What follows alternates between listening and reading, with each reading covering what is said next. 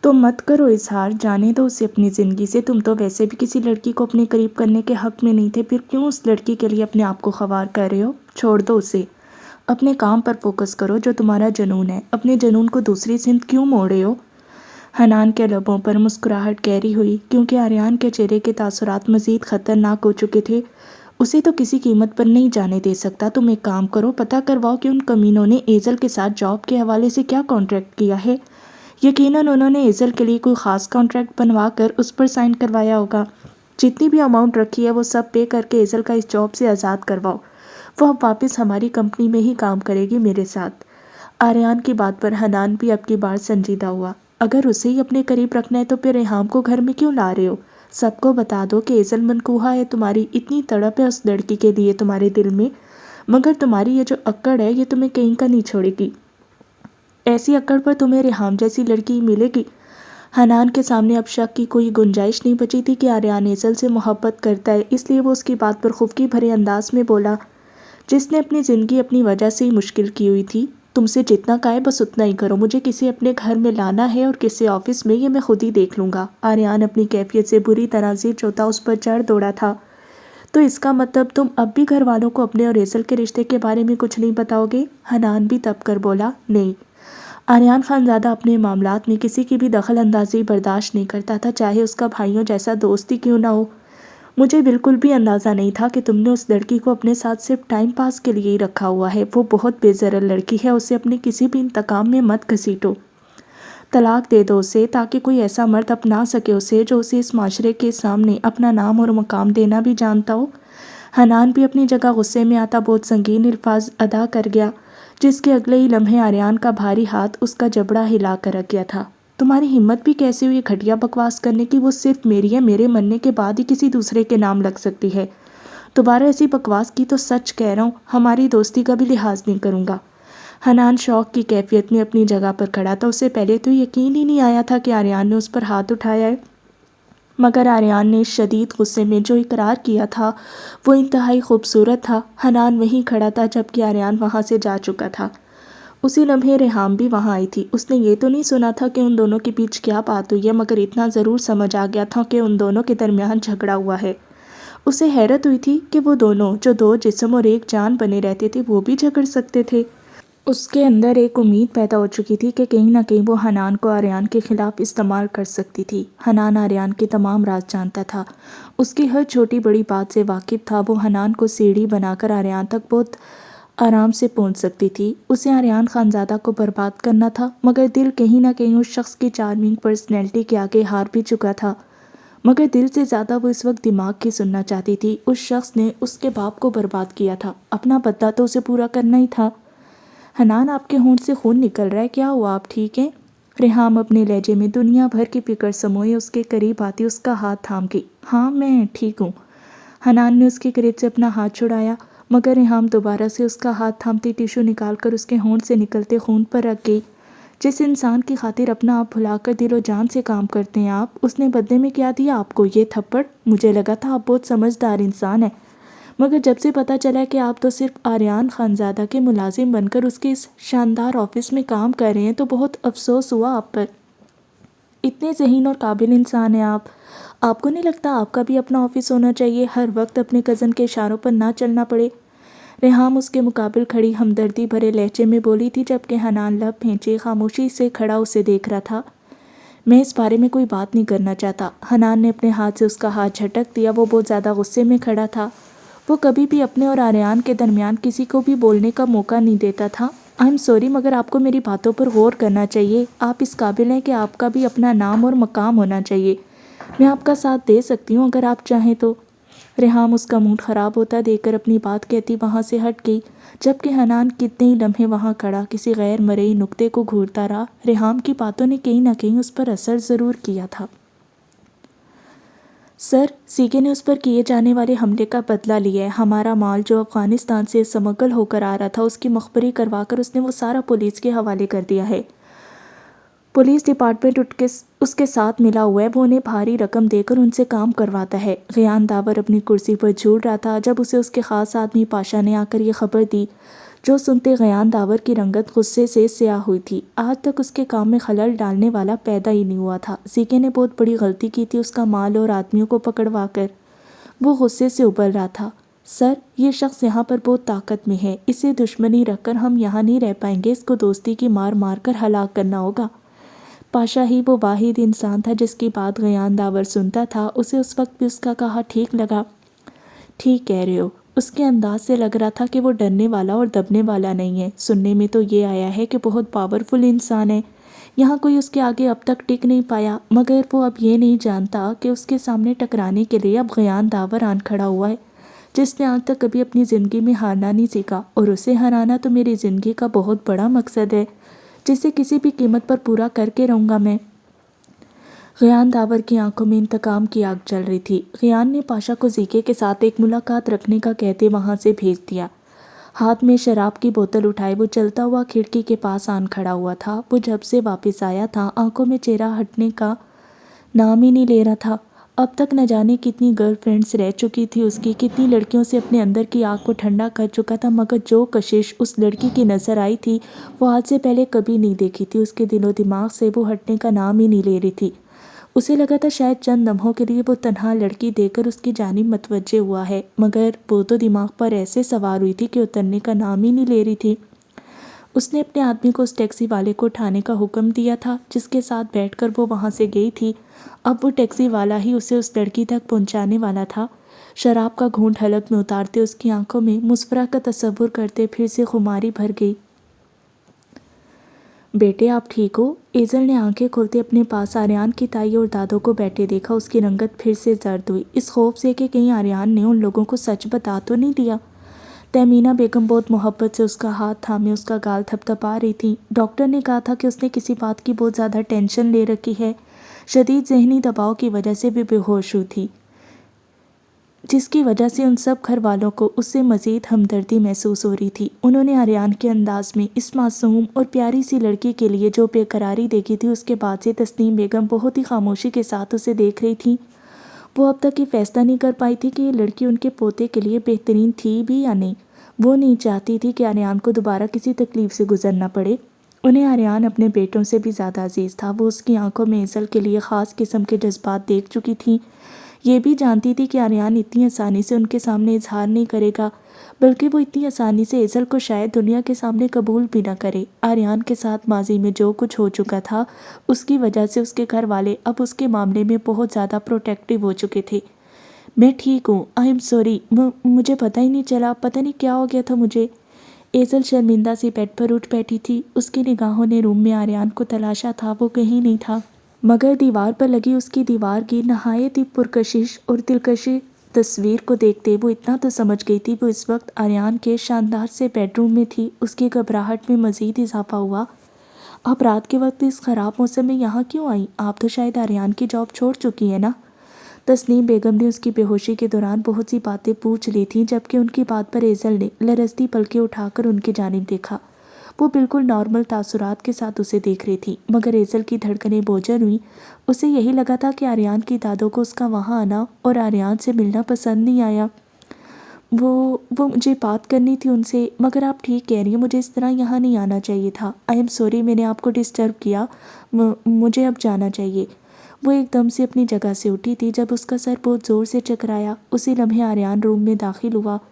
بنا ذرا بھی دیر کیے وہ تیر کی تیزی سے اس کی جانب آتا اسے اپنی باہوں میں تھام گیا۔ بیٹھ جاؤ، تمہاری طبیعت ٹھیک نہیں ہے۔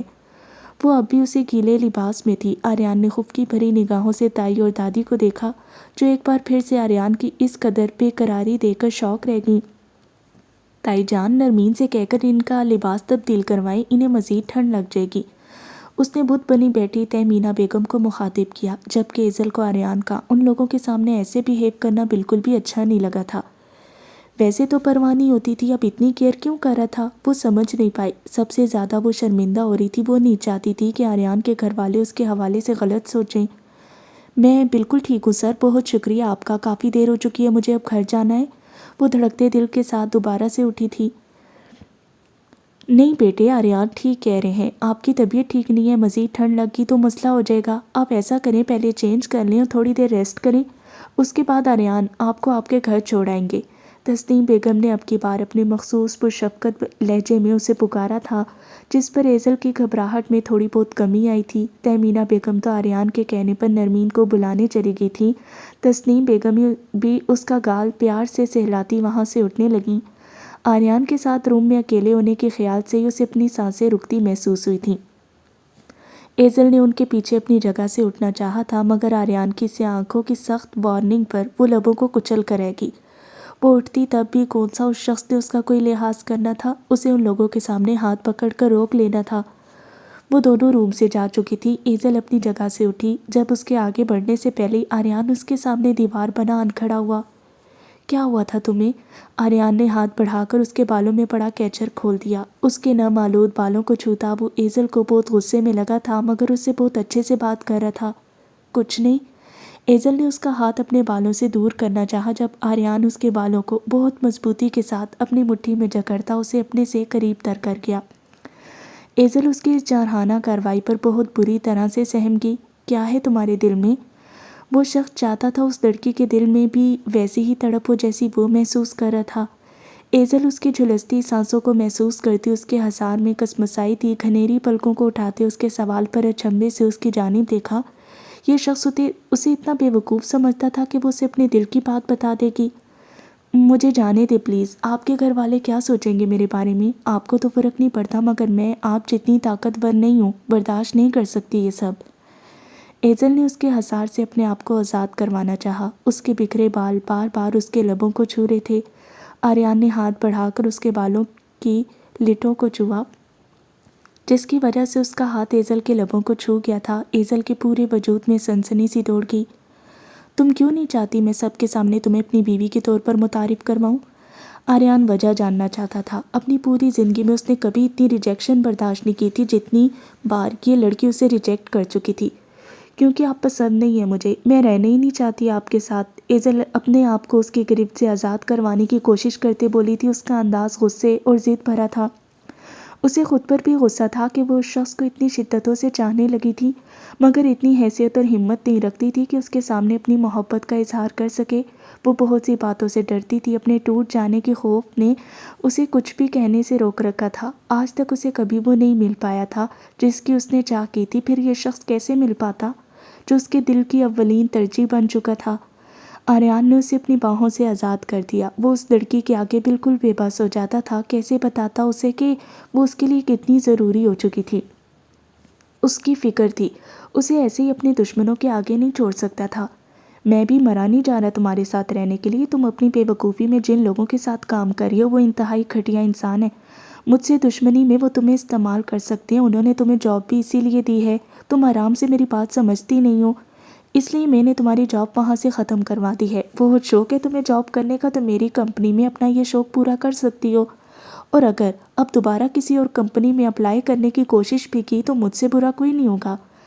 آریان نے اسے اپنا فیصلہ سنا دیا تھا۔ انداز حاکمانہ تھا جو سنتے ایزل کی دھڑکنوں کی رفتار کئی گنا بڑھ گئی۔ یہ شخص بنا کہے اس کی تکلیف کیسے جان لیتا تھا؟ ایزل کی آنکھوں میں نمی تیر گئی۔ اس کے رب نے اس شخص کو اس کا محافظ بنا دیا تھا جس کی وہ پوری ذمہ داری نبھا رہا تھا۔ آج تک وہ اپنی زندگی کی تمام جنگیں خود ہی لڑتی آئی تھی، پہلی بار کوئی یوں گھنی چھاؤں بنا تھا اس کے لیے۔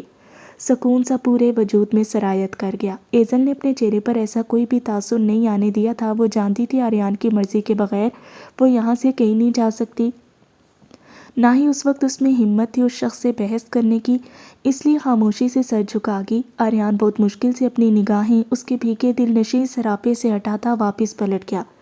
اس کے دماغ میں اس وقت ابال اٹھ رہے تھے۔ وہ اپنے اندر غصہ دبائے ہوئے تھا۔ پہلے ایزل نے اس سے طلاق مانگی تھی اور پھر حنان، اس ساری بکواس نے اسے کوئلوں پر لوٹنے پر مجبور کر دیا۔ وہ اپنی اس کیفیت پر ہی شدید حیرت زدہ تھا۔ یہ لڑکی اس طرح اس کے حواسوں پر سوار ہو جائے گی اس نے کبھی نہیں سوچا تھا۔ وہ اس وقت اس کے کمرے میں اس کے بستر پر پورے استحقاق سے بیٹھی تھی۔ دل میں جذبات کی سونامی آن ٹھہری تھی، لیکن وہ ہیٹر آن ہونے کے باوجود ٹھنڈ سے تھر تھر کانپتی اس وقت اس کی شدتیں سہ پانے کا حوصلہ نہیں رکھتی تھی۔ مگر اسے اس طرح اپنے روم میں دیکھنا آریان کے تنے اعصاب کو ڈھیلا کر گیا، پر غصہ اب بھی باقی تھا۔ بھابھی پلیز، مجھے یہ سب نہیں پسند، مجھے یہ ڈریس نہیں پہننا۔ مسفرہ رات ہاسپٹل سے بہت دیر بعد لوٹی تھی جب اسے یقین ہو گیا تھا کہ اب زیکے وہاں سے جا چکا ہے۔ رات کو دیر سے لوٹنے کی وجہ سے اس کی آنکھ صبح بہت دیر سے کھلی۔ آج اس کی مہندی تھی اور کل رخصت ہو کر اسے اس جلاد کے قبضے میں جانا تھا۔ وہ صبح سے گھبرائی بوکھلائی سی پھر رہی تھی۔ کچھ دیر پہلے ہی اسے بسمہ نے زیکے کے گھر سے خواتین کے شگن لے کر آنے کی خبر ملی، مگر وہ باہر نہیں نکلی۔ اسے حیرت ہو رہی تھی، جب وہ پہلے سے شادی شدہ تھا تو اس کے گھر والے اس کی اس دوسری شادی میں اس کا ساتھ کیسے دے رہے تھے؟ کیا وہ لوگ بھی اتنے ہی ظالم تھے؟ کل کے وہ واقعے کے بعد دل اس شخص کے معاملے میں ایک الگ لے پہ دھڑکنے لگا۔ وہ جب بھی اس کے بارے میں سوچتی تھی رنگت بالکل سرخ ہو جاتی۔ اس سے فرار ہونے کی ساری کوشش ناکام رہی تھی۔ کل پوری طرح سے اس کی دسترس میں چلے جانا تھا۔ وہ ایسے ہی لیٹی تھی جب بسمہ سارا سامان لیے اندر آئی۔ زرد رنگ کا انتہائی خوبصورت سا لانگ فراک، پھولوں کے زیورات، لباس کے ہم رنگ کھوسے اور آرائش کا سارا سامان موجود تھا۔ کسی قسم کی مصنوعی جیولری نہیں تھی، جس بات پر بسمہ نے حیرت کا اظہار کیا، مگر مسفرہ کے لیے یہ بالکل بھی حیرانی کی بات نہیں تھی۔ وہ اس شخص کی پسند ناپسند سے تو بہت اچھی طرح سے واقف ہو چکی تھی جو اس پر مصنوعی زیورات بالکل بھی پسند نہیں کرتا تھا۔ مہندی لگانے کی خاص طور پر ہدایت کی گئی تھی۔ تم ان لوگوں سے ملنے کیوں نہیں آئی؟ زاویار بھائی کی کزنز تم سے ملنا چاہتی تھیں۔ بسمہ نے اس سے شکوہ کیا۔ وہ اب باقی سب کی طرح اسے زاویار ہی کہتی تھی، کیونکہ اس کے فادر اور باقی سب بھی زیکے کو اسی نام سے پکارتے۔ میرا موڈ نہیں تھا، اس نے اب بھی منہ بناتے جواب دیا۔ لائف کے بہت ہی بہترین دن ہے یہ، ہنسی خوشی بتاؤ۔ اتنا اچھا شریک حیات مل رہا ہے تمہیں اور تمہارے مزاج ہی نہیں مل رہے۔ بسمہ کو اس کے رویے سے پہلے والی مسفرہ ہی محسوس ہوتی تھی، جیسے وہ حادثہ ہوا ہی نہ ہو، اس لیے وہ اس کے سامنے کھل کر بات کر لیتی۔ مسفرہ بھی ان لوگوں کے سامنے بالکل نارمل ہی بیہیو کرتی تھی، کیونکہ اس کا یہ ناٹک صرف ایک انسان کے لیے ہی تھا، جس کے سامنے وہ اپنی طرف سے تو بہت ہی کامیابی کے ساتھ نبھا رہی تھی، مگر دل پھر بھی اس کے سامنے کانپ جاتا تھا کہ کہیں چوری پکڑی نہ جائے۔ گھبراہٹ ہر گزرتے لمحے کے ساتھ بڑھ رہی تھی۔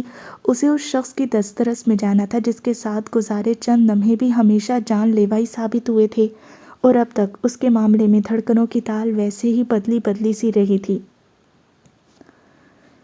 ایزل نے آج بہت دنوں بعد خانزادہ انٹرپرائز کی بڑی سی انٹرنس میں قدم رکھا، جہاں سب معمول کے مطابق اپنے کاموں میں بزی تھے۔ جو لوگ اسے جانتے تھے انہوں نے بہت اچھے سے ویلکم کیا تھا اسے، مگر جیسے ہی وہ اوپر پورشن پر آئی، سامنے ہی سجیلا سے کھڑی نظر آئی، وہ جو بہت مزے سے اس کے کیبن میں بیٹھتی تھی۔ شاید ایزل کی وجہ سے آج سے اپنا سامان اٹھانے کا کہا گیا تھا۔ انتہائی خراب موڈ کے ساتھ اپنا سامان اٹھاتی وہ وہاں سے نکل گئی۔ اس نے ایزل کی طرف دیکھنا بھی گوارا نہیں کیا تھا، جبکہ ایزل اپنی جگہ ساکت سی کھڑی اس کا یہ انداز دیکھ رہی تھی۔ اس کی جگہ اس لڑکی نے بہت دھوکے سے حاصل کی تھی، اور اب جب وہ واپس آئی تھی تو مزاج بھی اسی کے نہیں مل رہے تھے۔ ایزل خاموشی کے ساتھ آگے بڑھتی اپنی جگہ پر آن بیٹھی، نظریں بے اختیار آریان کے آفس کی جانب اٹھیں جو خالی پڑا تھا۔ وہ ابھی تک نہیں آیا تھا۔ ایزل کا موڈ کل سے ہی بہت خراب تھا۔ رہی سہی کسر اس کے گھر والوں نے پوری کر دی تھی۔ ان کا یہی کہنا تھا کہ وہ اب آریان سے کہے کہ رخصتی کی بات کرے اور اپنے گھر کی ہو جائے۔ وہ لوگ اب مزید اس کا بوجھ نہیں اٹھا سکتے، جبکہ حقیقت یہ تھی کہ وہ اب بھی اسی پیسے پر پل رہے تھے جو آریان نے انہیں دیا تھا۔ وہ اس کے بعد بھی ایزل سے بہت بار آریان سے پیسے مانگنے کی ڈیمانڈ کر چکے تھے، لیکن ایزل ایسا کرنے کے بارے میں سوچ بھی نہیں سکتی تھی۔ یہی وجہ تھی کہ وہ لوگ اب اسے تنگ کرنے لگے تھے۔ ایزل کو رات بھر نیند نہیں آئی تھی۔ شدید ٹھنڈ لگ جانے کی وجہ سے اسے بہت تیز بخار تھا، اور ساتھ ہی آریان کے بارے میں سوچتے اس نے پوری رات آنکھوں میں گزار دی۔ آگے اس کی لائف میں کیا ہونے والا تھا؟ اس کی یہ تھکن زدہ مسافت کب اختتام کو پہنچتی؟ جسم بخار کی وجہ سے ٹوٹ رہا تھا۔ کرسی کی پشت پر سر ٹکائے وہ آنکھیں موندے بیٹھی تھی۔ اسے پتہ ہی نہیں چلا تھا کب اس کی آنکھ لگ گئی۔ آریان جو فون پر بات کرتا اپنے ہی دھیان میں اندر آ رہا تھا۔ اس کی نظر ایزل کی جانب اٹھتی اس کے قدموں کو وہیں ساکت کر گئی۔ اس کے بے حد سرخی مائل چہرے نے آریان کی توجہ فوراً اپنی جانب مبذول کروائی تھی۔ ایزل کے بال اس کے چہرے کے گرد بکھرے ہوئے تھے، دونوں ہاتھ گود میں گرے تھے، جبکہ دودیا سی موہنی صورت ان حسین بالوں میں سے جھانکتی بادلوں میں سے جھانکتے چاند کا پتہ دے رہی تھیں۔ آریان کے قدم خود بخود اس کی جانب بڑھ گئے۔ اس کے قریب پہنچتے وہ اس کی جانب جھکا تھا۔ اس کے گلابی رس بھرے دل فریب ہونٹ اد کھلے آریان کے دل کے تار چھیڑ گئے۔ وہ بھول چکا تھا کہ وہ اس وقت اپنے آفس میں کھڑا ہے۔ اسے یاد تھا تو بس اتنا کہ یہ سامنے موجود لڑکی اس کی ملکیت تھی۔ وہ جھکا تھا اور بہت دھیرے سے اس کے ہونٹوں پر گستاخی کرتا ایزل کی نیند اڑا گیا۔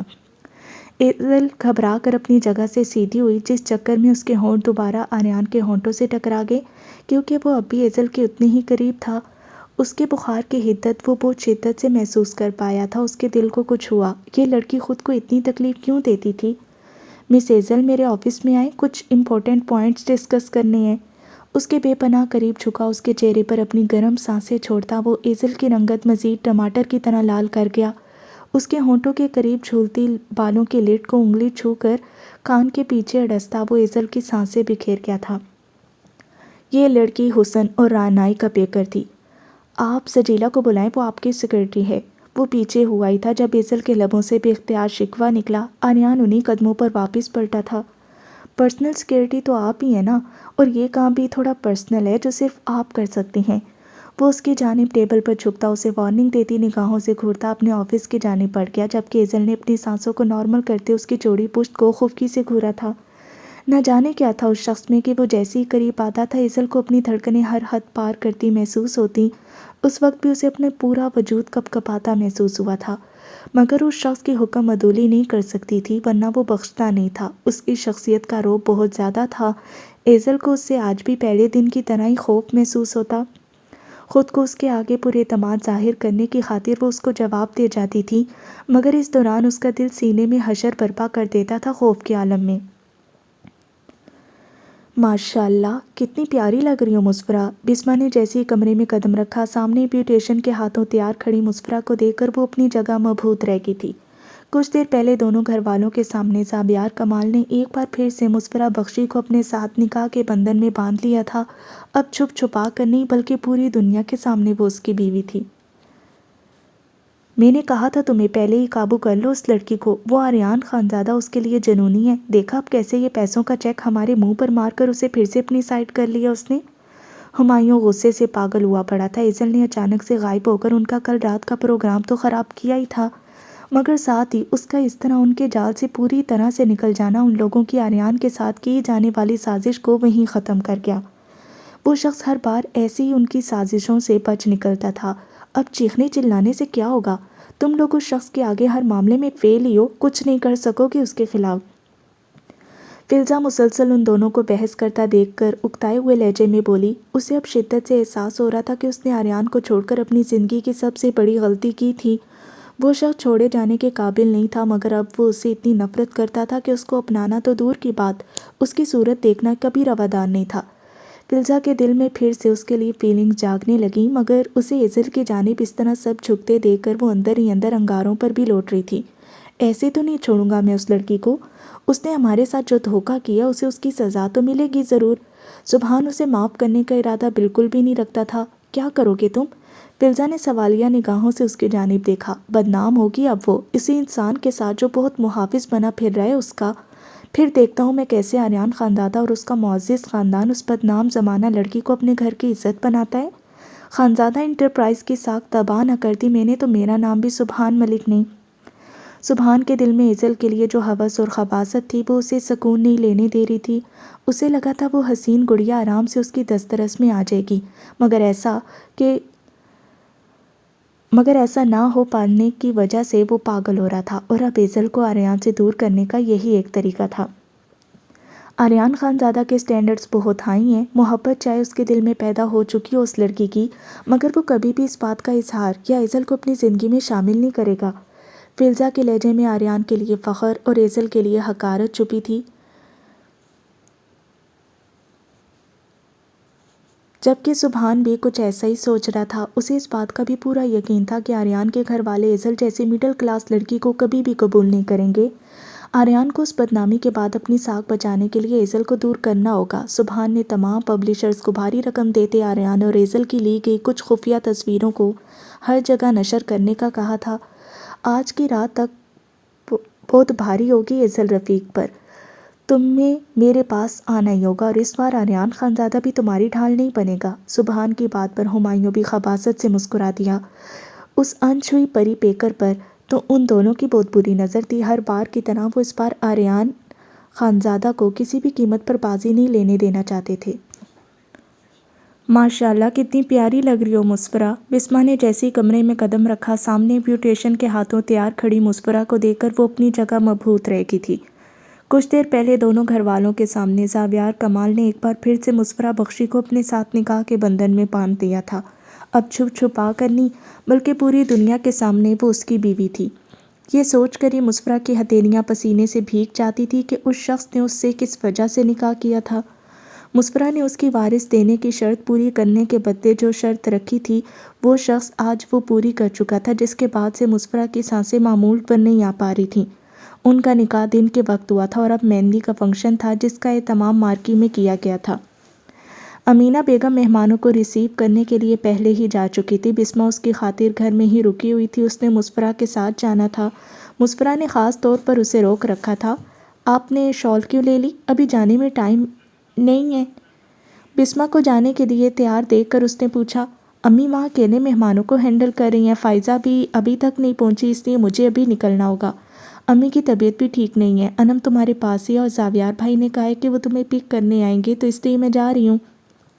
تم آ جانا پھر ان کے ساتھ، جن کے ساتھ اب ہمیشہ تم سب سے زیادہ محفوظ رہوگی۔ بسمہ محبت سے اس کا ماتھا چومتی اسے کچھ بھی سمجھنے اور بولنے کا موقع دیے بغیر وہاں سے چلی گئی۔ انم پلیز بھابھی کو روکو یار، مجھے آج تو کم از کم بالکل بھی ہتھے نہیں لگنا اس شخص کے۔ مسفرہ اپنا بھاری فراک سنبھالنے کی کوشش کرتی اپنی جگہ سے اٹھی تھی، مگر تب تک اسے باہر کا دروازہ بند ہونے کی آواز آئی۔ اس نے کھا جانے والی نگاہوں سے انم کی جانب دیکھا جو باہر جانے کے بجائے وہاں ایک جانب بہت مزے سے صوفے پر بیٹھ گئی۔ بہت بدتمیز ہو تم۔ مسفرہ کے دونوں ہاتھوں پر مہندی لگی تھی جو ابھی کچھ دیر پہلے ہی بیوٹیشن لگا کر گئی تھی۔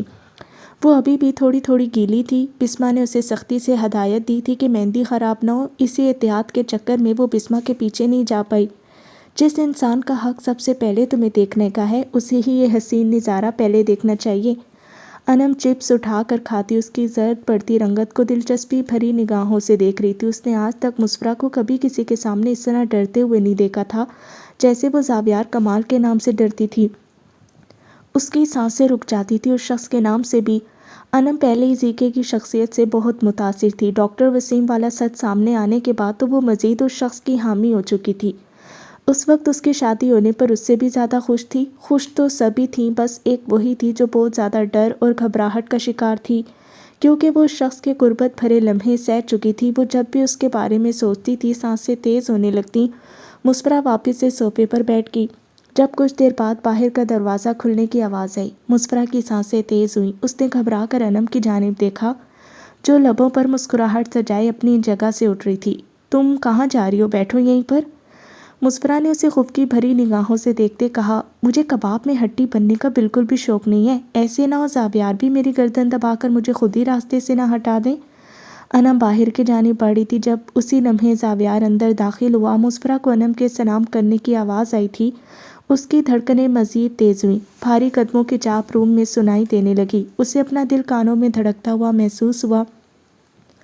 اس نے نگاہیں اٹھا کر آنے والے کی جانب دیکھا تھا جو پہلے ہی اس اپسرا کو دیکھتا مبہوت کھڑا تھا، اور نگاہیں تو مسفرہ کی بھی ساکت ہوئیں۔ سیاہ رنگ کے کرتا شلوار میں وہ شہزادوں جیسی آن بان والا شخص دل کی دھڑکنوں میں طوفان برپا کرنے کی صلاحیت رکھتا تھا۔ ہر وقت ماتھے پر بکھرے رہنے والے بال آج بہت ہی نفاست سے سیٹ کیے گئے تھے، تیکھے، مغرور اور بے پناہ پرکشش نقوش نگاہوں کو اپنی جانب کھینچنے کی صلاحیت رکھتے تھے۔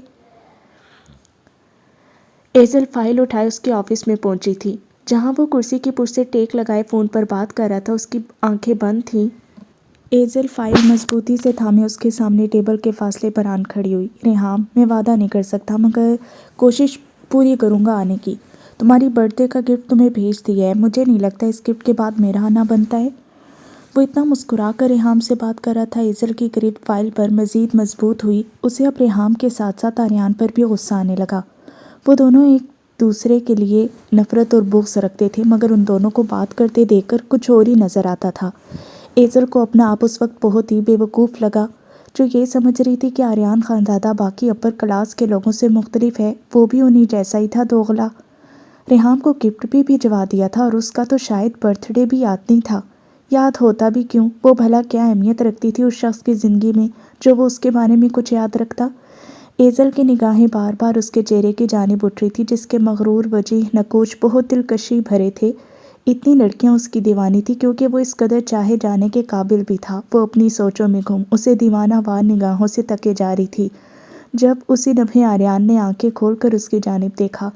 ایزل ایک دم سے گڑبڑا گئی، وہ اس کی چوری پکڑ چکا تھا۔ ایزل کا دل بہت زور سے دھڑکنے لگا، اس نے نگاہیں کو پھیرتے ایسے ظاہر کیا تھا جیسے وہ ایسا کچھ نہ کر رہی ہو، جبکہ آریان کے لبوں پر چند لمحوں کے لیے دل فریب مسکراہٹ آن ٹھہری تھی۔ کال بند کرتے وہ پوری طرح سے اس کی جانب متوجہ ہوا، لائٹ گرین کلر کے لباس میں بالوں کا ڈھیلا سا بن بنا کر انہیں کیچر میں مقید کیے، دوپٹے کو اپنے کندھوں کے گرد اوڑھے بار بار انگلیاں مروڑتی پزل سی وہ آریان کو اس لمحے بہت بری طرح ڈسٹرب کر گئی تھی۔ رات کو سوئی کیوں نہیں؟ آریان کو دور سے ہی اس کے چہرے کی سرخی سے اس کی بخار کی شدت محسوس کر پا رہا تھا۔ اتنی دیر بھیگنے کی وجہ سے اس نازک جان کی یہ حالت تو ہونی ہی تھی۔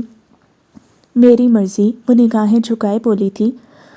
کچھ وقت ہے، اپنی یہ مرضی چلا لو، اس کے بعد تو میری مرضی ہی چلے گی تمہارے سونے جاگنے میں بھی۔ ٹیبل پر آگے کو جھکتا وہ اسے سامنے رکھی کرسی پر بیٹھنے کا اشارہ کر گیا۔ اس کے بے باک الفاظ پر ایزل کی رنگت مزید سرخ ہوئی، انگلیاں کانپ اٹھی تھی۔ آریان خانزادہ اس قیامت خیز منظر میں خود کو کھونے سے نہیں بچا پا رہا تھا۔ اس نے بے اختیار اپنی پیشانی مسل لی تھی۔ آپ نے کیوں بلایا مجھے یہاں؟ ایزل کو اس کا ریحام سے بات کرنا ایسے ہی جلا کر خاک کر دیتا تھا۔ اس وقت بھی وہ اندر سے جل رہی تھی۔ آریان نے نہ جانے اسے کیا ایسا گفٹ دیا تھا۔ میری ریحام کے ساتھ آج بہت اہم میٹنگ ہے، تو تم اس لحاظ سے اسکیجول سیٹ کر دو، آج کوئی اور میٹنگ نہیں رکھنی۔ وہ سامنے پڑا پیپر ویٹ گھماتا اب سنجیدہ لہجے میں اسے بریفنگ دے رہا تھا، جبکہ ایزل ہاتھ میں ڈائری تھامے چہرہ جھکاتے اپنے تاثرات کو اس سے پوشیدہ رکھنے کی کوشش کر گئی۔ جب اسی لمحے حنان اندر داخل ہوا، اس نے آج نوک کرنے کی زحمت بھی نہیں کی تھی۔ یہ کیا طریقہ آفس میں داخل ہونے کا؟ مینرز نہیں آتے تمہیں؟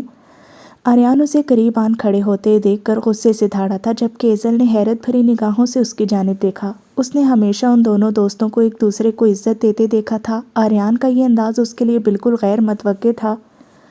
ہاں، مینرز ہی سکھانے آیا ہوں آپ کو مسٹر آریان خانزادہ۔ شاید آپ بھول چکے ہیں ریحام کے ساتھ کس حیثیت سے آپ روابط بڑھا رہے ہیں۔ حنان کو اس کا اب جان بوجھ کر ریحام کے قریب جانا مزید آگ بگولا کر رہا تھا۔ آریان خود کسی سے نہیں الجھتا تھا، لیکن اگر کوئی اس کے راستے میں آتا تھا یا اسے چھیڑتا تھا تو اسے چھوڑنا بھی آریان کے بس میں نہیں رہتا تھا۔ آریان بھی اٹھ کر حنان کے سامنے آ چکا تھا۔ ایزل ان دونوں کو اس طرح غصے میں ایک دوسرے کے سامنے آتا دیکھ کر بری طرح سے گھبراتی اپنی جگہ سے اٹھی۔ اسے سمجھ نہیں آ رہی تھی کہ حنان اتنا غصہ کیوں ہو رہا تھا۔ آریان تو شروع سے ہی ریحام کے ساتھ فلرٹ کرتا تھا، کیا اب حنان ریحام کو پسند کرنے لگا تھا؟ وہاں کیا چل رہا تھا ایزل کچھ بھی سمجھ نہیں پائی، لیکن ان دونوں کے غصے بھرے تاثرات بتا رہے تھے کہ وہ ایک دوسرے کو نہیں چھوڑنے والے۔ تمہاری اتنی اوقات تو بالکل بھی نہیں ہے کہ ریحام کریم اللہ تمہیں پسند کرے، اس لیے اپنی حیثیت میں رہ کر بات کرو، یا پھر یوں کہوں کہ میری جانب سے کچھ نہ ملنے پر اب تم کریم اللہ کے گھر داماد بننے کی خواہش رکھتے ہو۔ آریان کی طنزیہ بات پر حنان کھول اٹھا۔ وہ آریان کو ہٹ کرنے کے لیے آگے ہوا تھا، مگر اس سے پہلے ایزل جلدی سے آریان کے سامنے آن کھڑی ہوئی۔ اسے خود بھی سمجھ نہیں آیا تھا کہ اس میں اتنی ہمت کہاں سے آئی کہ وہ ان دونوں کی لڑائی ختم کروانے ان کے درمیان میں آن کھڑی ہوئی تھی، جبکہ اس کی ٹانگیں کانپ رہی تھی۔ وہ ذرا سا لڑکھڑا کر آریان کے سینے سے ٹکرائی بھی تھی، جس کے بعد اسے اپنے کمر میں اس کے آہنی ہاتھ کی ہلکی سی گرفت بھی محسوس ہوئی۔ حنان سر پلیز، سر آپ تو اتنے سمجھدار انسان ہیں، آپ ریحام جیسی لڑکی کے لیے لڑیں گے؟ مجھے اندازہ نہیں تھا، وہ لڑکی آپ کو ڈیزرو نہیں کرتی۔ پلیز ایسے مت لڑیں، آپ جیسے ڈیسنٹ انسان کو یہ سب زیب نہیں دیتا، انہیں رہنے دے اس لڑکی کے ساتھ، وہ انہی کے ساتھ سوٹ کرتی ہے۔ ایزل جو اس مغرور اور گھمنڈی انسان پر بے پناہ غصے کا شکار تھی، ان دونوں کے درمیان آن کھڑی ہوتی وہ اپنے اندر کی بھڑاس نکالنے کی خاطر یہ سب بول گئی تھی، جس کے ساتھ ہی اس کے لبوں سے ہلکی سی سسکی برآمد ہوئی، کیونکہ آریان خانزادہ کے ہاتھ کی گرفت اس کی کمر کے نازک حصے پر بہت مضبوطی سے آن ٹھہری تھی، جبکہ دوسری جانب حنان چاہنے کے باوجود اپنے چہرے پر آن ٹھہرتی مسکراہٹ کو نہیں روک پایا، جس پر ایزل کا تو دھیان نہیں گیا تھا، مگر آریان خانزادہ کی زیرک نگاہوں سے نہیں بچ پائی تھی وہ مسکراہٹ۔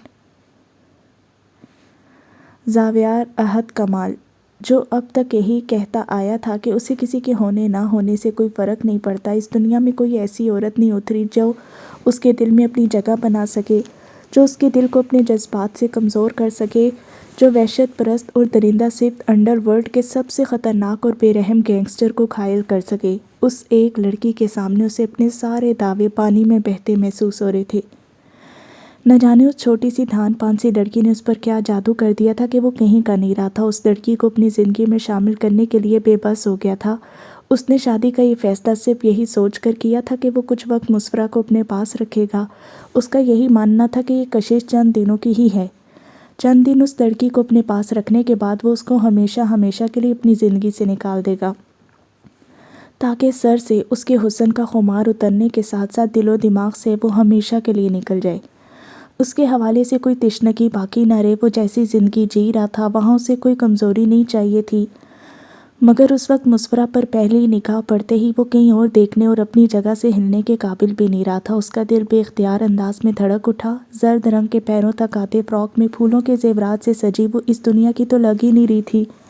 اسے دیکھ کر لگ رہا تھا جیسے فلک سے کوئی پری آن اتری ہو۔ اس کے بالوں میں پوری طرح سے پھولوں کی لڑیاں سجائی گئی تھی، ماتھے پر پھولوں کی چھوٹی سی بندیاں اس کے حسن کو مزید چار چاند لگا رہی تھی۔ دونوں کلائیوں میں مہندی سجی ہونے کی وجہ سے گجرے نہیں پہنے گئے تھے۔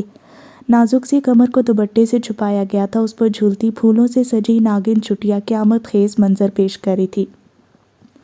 نازک سے کان پھولوں کی بڑی بڑی بالیوں کے بوجھ سے سرخ ہو چکے تھے۔ دودیا سراہی دار گردن کو بالکل خالی رکھا گیا تھا۔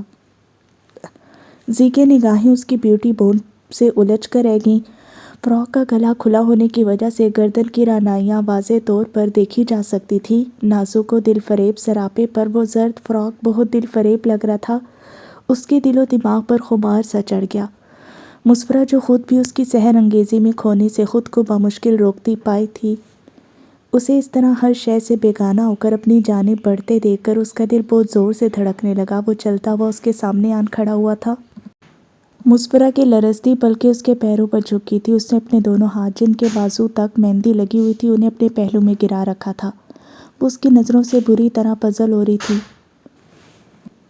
ایزل کی بات پر حنان چاہنے کے باوجود اپنے چہرے پر آن ٹھہرتی مسکراہٹ کو نہیں روک پایا، جس پر ایزل کا تو دھیان نہیں گیا، مگر آریان خانزادہ کی زیرک نگاہوں سے نہیں بچ پائی تھی وہ مسکراہٹ۔ ایزل کی اس خوش گوئی پر اس کے تیور بگڑ چکے تھے۔ یہ لڑکی اسے کچھ زیادہ ہی برا سمجھتی تھی۔ تم اپنی کوششیں جاری رکھو، مجھ سے جیتنے والا اس دنیا میں کوئی پیدا ہی نہیں ہوا، آریان خانزادہ حنان کو چیلنج کرتا اپنے مخصوص مغرور لہجے میں بولا، جو اس کے مزاج کا خاصا تھی۔ اس نے زمین سے اٹھ کر خود کو اتنا مضبوط بنایا تھا، اس کا اتنی اکڑ دکھانا تو بنتا تھا۔ دیکھتے ہیں اس بات پہ جیت کس کی ہوتی ہے۔ حنان بھی اسے جواباً چیلنج کرتا وہاں سے پلٹ گیا۔ ایزل بے یقینی سے ان بھائیوں کو ریحام جیسی لڑکی کے لیے لڑتے دیکھ رہی تھی۔ حنان جا چکا تھا مگر وہ اب بھی اس شخص کی گرفت میں قید تھی۔ محترمہ، آپ کون ہوتی ہیں یہ فیصلہ کرنے والی کہ میرے ساتھ کون سوٹ کرے گی اور کون نہیں؟ ایزل ابھی بھی آریان کی جانب سے رخ موڑے کھڑی تھی، مگر اس کے ہاتھ کی گستاخی پر وہ اپنی جگہ سے ہل بھی نہیں پا رہی تھی۔ اس کے چہرے سے خون چھلکنے کو تیار تھا۔ آپ نے حنان سر کو جو الفاظ کہے وہ غلط تھے۔ وہ تو آپ کی ہر خوشی غم میں آپ کے ساتھ رہے ہیں نا، آپ کو انہیں یہ سب بول کر ہرٹ نہیں کرنا چاہیے تھا۔ ایزل بنا اس کی جانب مڑے اپنے آپ کو اس کی گرفت سے آزاد کروانے کی کوشش کرتے بولی تھی، تم بہت بیوی بننے کی کوشش نہیں کر رہی؟ آریان اس کی کمر میں اپنا مضبوط بازو حمائل کرتا اسے ایک جھٹکے سے اپنی جانب موڑ گیا۔ ایزل سیدھی اس کے سینے سے آن ٹکرائی، اپنی کمر پر گردش کرتی اس کی انگلیوں کی گستاخیاں اب بھی جاری تھیں۔ ایزل ان کی ان بے باک جسارتوں پر شرم سے دوری ہوئی تھی۔ یہ شخص اسے بیوی ماننے کو بھی تیار نہیں تھا، مگر اس کی حرکتیں بالکل شوہروں والی تھیں۔ اسے چھونا، زبردستی اپنے قریب کرنا آریان خانزادہ کا دلچسپ مشغلہ تھا۔ اس کی نازک سی کمر تو اس کا پہلا شکار ہوتی تھی۔ اس وقت بھی وہ اس کی انگلیوں کو اپنی جلد میں کھپتا محسوس کرتی اپنے لبوں سے نکلتی سسکی کو دانتوں تلے دباگی، کیونکہ سامنے کھڑے شخص کو اس کی سسکیاں سننے میں مزہ آتا تھا۔ آپ کو بہت اچھا سمجھنے لگی تھی میں، مگر بہت برے انسان ہیں۔ آپ ریحام کو پسند نہیں کرتے، صرف اپنے مقصد کی خاطر استعمال کریں۔ مجھ سے نکاح بھی اپنی انا کو تسکین پہنچانے کے لیے کیا ہے آپ نے، کیونکہ میں نے آپ کو ریجیکٹ کیا تھا، جو برداشت نہیں ہوا آپ سے۔ ایزل اس کی گرفت سے نکلنے کے لیے مچل رہی تھی۔ بخار سے تپتے وجود کی وجہ سے وہ ویسے ہی نڈھال ہوئی پڑی تھی، اور آریان خانزادہ کی گرفت سے تو وہ ویسے ہی کبھی خود کو نکال نہیں پائی تھی، وہ بہت مضبوط ہوتی تھی۔ ٹھیک کہہ رہی ہو، تمہاری ریجیکشن کبھی برداشت نہیں ہوئی۔ آریان اس کو اپنے سے قریب تر کرتا اس کے تپتے ہوئے چہرے پر جھکا تھا، اس کی کمر میں بازو مضبوطی سے حائل کرتا وہ اسے اپنے قریب تر کر گیا۔ اس کی گرم سانسیں ایزل کی سانسوں میں الجھنے لگی۔ پہلے دن سے ریجیکٹ کرتی آئی ہو تو مجھے اس ریجیکشن کا بدلہ کیسے نہ لیتا میں؟ اس کی ٹھوڑی پر اپنے شدت بھرے لب رکھتے وہ بے خودی کے عالم میں بولا تھا۔ ایزل کی دل فریب مہک ہمیشہ حواسوں کو ایسے ہی بے حال کر دیتی تھی۔ آپ ریحام سے شادی کرنا چاہتے ہیں؟ ایزل کے اندر جیسے آندھی طوفان برپا ہو چکے تھے۔ ہاں، اچھی لڑکی تو ہے، اور ابھی تم نے ہی تو کہا ہے مجھے سوٹ بھی کرے گی۔ آریان کے ہونٹ تھوڑی سے اب اس کے ہونٹوں کی جانب بڑھنے لگے۔ ایزل کی سانسیں مزید تیز ہوئیں، وہ کچھ بھی بول پانے کے قابل نہیں رہی تھی۔ تمہاری مہک اتنی حسین ہے، اسی نے اس قدر ہوش اڑا رکھے ہیں۔ اگر کسی دن تمام فاصلے طے کر کے تمہارے قریب آ گیا، اس دن کیا ہوگا؟ وہ اپنے آنے والے وقت کو سوچ کر ہی مدہوشی سے مسکرا دیا تھا، جبکہ ایزل کو اپنا پورا وجود کوئلوں کی زد میں تپتا محسوس ہوا۔ بے باکی و بے حیائی میں اس انسان کا کوئی مقابلہ نہیں تھا۔ اس نے آریان کے سینے پر بازو رکھ کے اسے دور دھکیلنا چاہا، مگر وہ ایسا کرنے کو تیار نہیں تھا۔ جب اسی لمحے ٹیبل پر رکھ کر اس کے موبائل پر ریحام کی کال آنے لگی، آریان نے غصے سے دانت پیسے۔ اس لڑکی کو ہر بار اسی وقت کال کر کے ان کے لمحات خراب کرنے ہوتے ہیں۔ آریان نے ایزل کو خود سے دور نہیں کیا، وہ جھکا تھا اس کے ہونٹوں کو چھونے کے لیے، مگر ایزل نے اپنا رخ دوسری جانب موڑتے اسے خود کو چھونے کی اجازت نہیں دی، جو بات آریان کا پارا ہائی کر گئی تھی۔ ایزل جب بھی اسے اپنے قریب آنے سے روکتی تھی، وہ ایسے ہی غصے سے پاگل اڑتا۔ اس وقت بھی انتہائی سختی کے ساتھ اس کی کمر میں بازو حمائل کرتا، دوسرا ہاتھ اس کے بالوں کے جوڑے کو دبوچتا، اسے اپنے سے قریب تر کرتا، اس کی سانسوں پر پوری شدت کے ساتھ قابض ہوا تھا۔ ایزل اس کے اس جارحانہ عمل پر کانپ اٹھی تھی۔ میری لائف میں کب کیا ہو، کس لڑکی کو اپنے قریب رکھوں اور کس کو نہیں، اس سے تمہارا کوئی لینا دینا نہیں ہے ایزل رفیق۔ تم میرے نکاح میں ہو، تم پر تم سے بھی زیادہ میرا حق ہے، یہ آخری بار تھا۔ دوبارہ مجھے اپنے قریب آنے سے مت روکنا، ورنہ اس قدر قریب آ جاؤں گا کہ تم میری شدتیں سہ نہیں پاؤ گی۔ اس کی سانسوں کو اپنی سانسوں میں پوری طرح سے الجھاتا وہ اس کے 14 طبق روشن کر گیا، جبکہ ایزل اس افتاد کے لیے بالکل بھی تیار نہیں تھی۔ یہ شخص اسے کچھ بھی کرنے کا موقع ہی نہیں دیتا تھا۔ وہ نہ تو اس پر اپنا غصہ دکھا پاتی اور نہ ہی اس کے سامنے کھل کر اپنے دل کے حالات بتا سکتی تھی۔ وہ اسے شاید کبھی بھی یہ نہ بتا پاتی کہ وہ اس سے کتنی محبت کرنے لگی تھی۔ اس شخص کا چھونا، قریب آنا اس کے دل کی سرزمین پر بہار بن کر اترتا تھا، مگر وہیں آریان خانزادہ کا کسی اور لڑکی کے قریب جانا اس کے دل کو بری طرح سے کچل جاتا۔ اس وقت بھی وہ اس پر غصہ تھی، وہ یہ بات جانتی تھی کہ آریان کو اس پر اپنا تسلط جمانا پسند تھا۔ اس کا بڑا ہوا ہاتھ دور جھٹکنا اسے غصے سے پاگل کر دیتا تھا۔ وہ اسے زج کرنے کے لیے ایسا کرتی، وہ سانسوں کے راستے اس کے اندر اپنا غصہ انڈیلتا، اب اس سے دور ہوا تھا۔ گھر جاؤ اور جا کر اپنی نیند پوری کرو تاکہ تمہارا یہ بخار اتر سکے۔ اپنی شدتیں نچھاور کرنے کے بعد بھی اس کی آنکھوں میں خفگی بھری تھی۔ اس کے کانپتے وجود کو اپنی گرفت سے آزاد کرتا وہ سر سے پیر تک اسے گھور کر دیکھتا وہاں سے نکلا، جبکہ ایزل ٹیبل تھامے کھڑی اپنے جلتے ہونٹوں کو سختی سے میچ گئی۔ آپ کی محبت کا بخار ہے سر، آپ کی طرح بہت ٹھیک ہے، اتنی آسانی سے نہیں اترنے والا۔